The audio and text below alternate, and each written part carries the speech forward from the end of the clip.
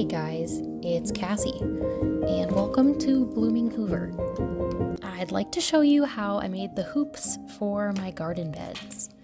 I'm going to direct sow some cold weather crops this year, and I think even though this winter has been very mild, creating a little greenhouse action will protect them from the cold wind and any heavy late night frosts. I've always loved the challenge of building things myself. I really enjoy the process of planning and designing mostly, but the satisfaction of just creating something, even if it's not exactly what I envisioned, is truly rewarding. So I'm showing you this to hopefully encourage you to try the DIY route.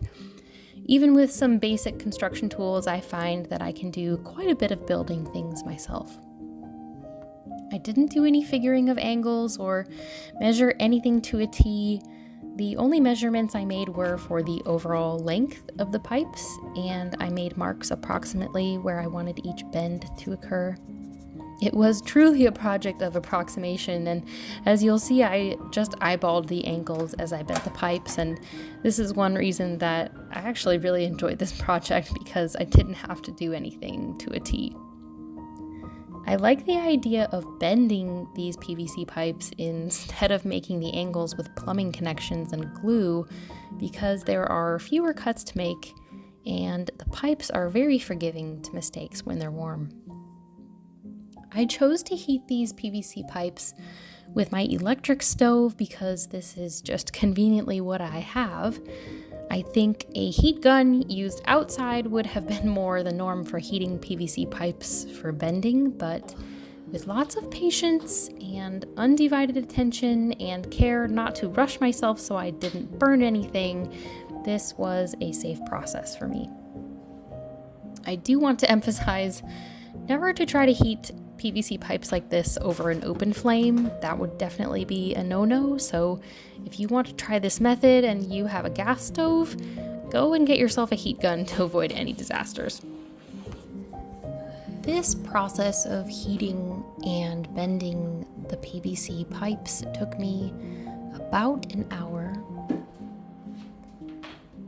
And just to let you know, when I'm done showing you an overview of this process, I'll get in front of the camera a bit to actually show you some very basic means and methods for how exactly I installed these. The only reason I didn't want to do the standard round hoop shape is not because I want to make things more complicated, but truly because I wanted just to try to make a new shape and try something more unique. I wanted to see if I could achieve it, and I think it turned out pretty good. I chose to attach the hoops on the inside face of the garden bed frames because I knew if I attached them to the outside face, I would probably bump into them with a lawnmower or the weed whacker eventually in the late spring and summer. And also, I just like the look of the clean face of the garden bed frames. So I opted to dig in the dirt a little bit to install these on the inside face. I've got 3 hoops on each garden bed, 1 on each end and 1 in the center.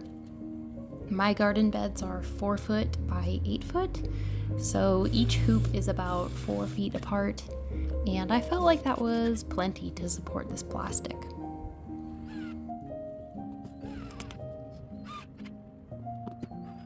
I was visited by my cat Pringle a couple of times throughout the process. Anytime I'm working in the garden, he loves to come and visit, and he just likes to hang out with me over there.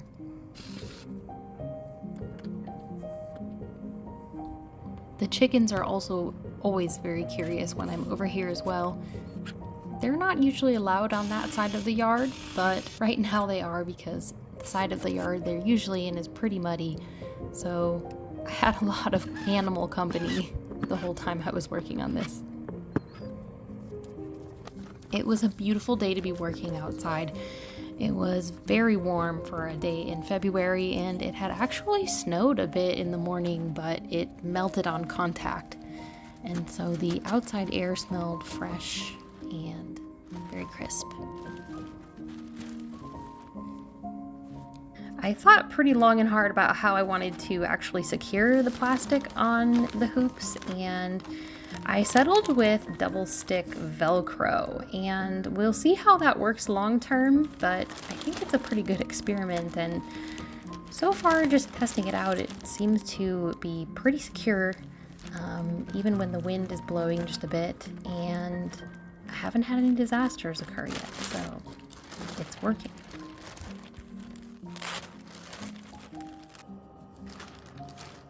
The plastic was a little finicky to work with. I really wanted so badly to have this turn out looking like one of those Pinterest hoop houses where the plastic looks all perfect and tight, but I think the truth is here, I was just looking for something a little bit easier, and I'm gonna have a lot of wrinkles, and it's not going to be tight as a drum, and it's still going to do what it needs to do. Keep that cold air out.